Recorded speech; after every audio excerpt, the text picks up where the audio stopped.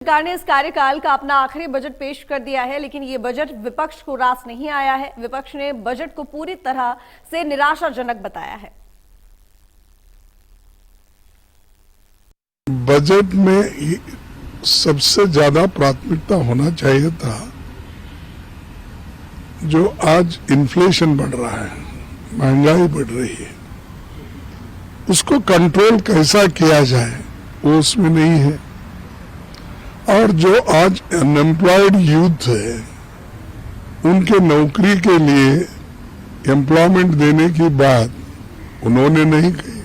हालांकि पहले तो उन्होंने ही कहा था कि हमने हर साल 2 करोड़ नौकरियां हमारे युवाओं को देंगे, तो उनके 18 करोड़ नौकरियां कहाँ हैं?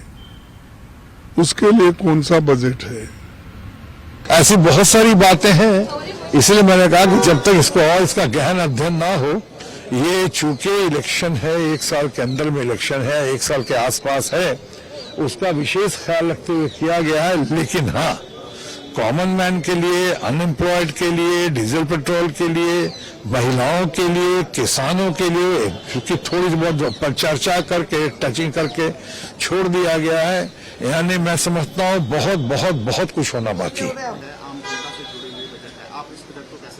फाइनेंस मिनिस्टर ने पूरे बजट में कहा है कि ये 3 साल का बजट है, तो आने वाले 3 सालों के बारे में उन्होंने बात करी है, लेकिन उन्होंने आज की बात नहीं करी है।